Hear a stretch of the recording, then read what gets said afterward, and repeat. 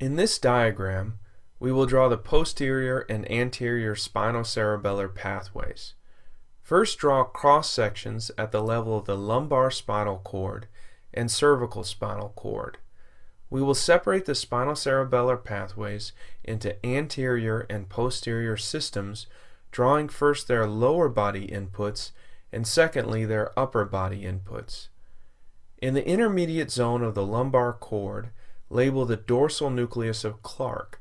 It spans from L2 up to T1. Then along the posterior lateral wall of the spinal cord, label the posterior spinocerebellar tract.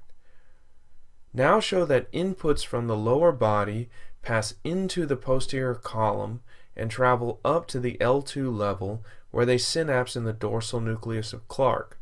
Then show them pass within the posterior spinocerebellar tract, up the length of the spinal cord, through the ipsilateral inferior cerebellar peduncle to enter the cerebellum.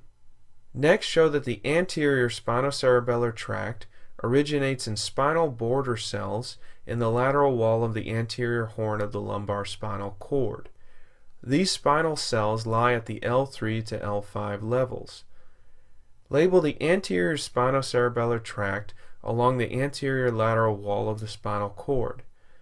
Unlike the posterior spinocerebellar tract, which remains uncrossed throughout its course, the anterior spinocerebellar tract crosses within the spinal cord and then again back within the cerebellum to maintain an ipsilateral relationship with the periphery.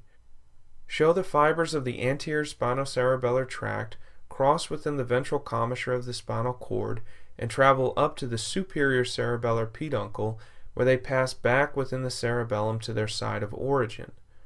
Generally, the inferior and middle cerebellar peduncles are the inflow pathways to the cerebellum, and the superior cerebellar peduncle is the outflow pathway for fibers from the cerebellum.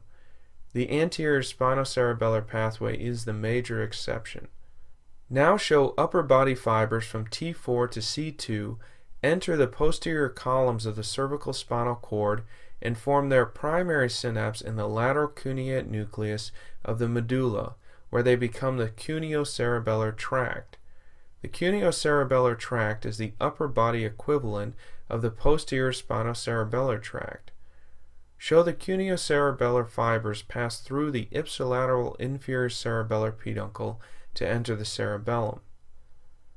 For our last pathway, first label lamina 7 intermediate zone cervical neurons.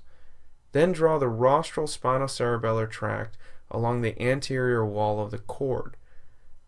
Just as the cuneo-cerebellar tract is the upper body equivalent of the posterior spinocerebellar pathway, the rostral spinocerebellar tract is the upper body equivalent of the anterior spinocerebellar pathway. However, there are several differences between the anterior and rostral pathways. The lower body origins of the anterior tract are in the anterior horn of the spinal cord, but the origins of the rostral tract are in the intermediate horn. Also, show the rostral fibers travel up the ipsilateral anterior spinal cord to pass through the inferior cerebellar peduncle to enter the cerebellum. They do not cross sides of the body as fibers from their lower body counterpart do, and they enter the cerebellum through the inferior rather than the superior cerebellar peduncle. This concludes our drawing of the fiber pathways of the spinocerebellar systems.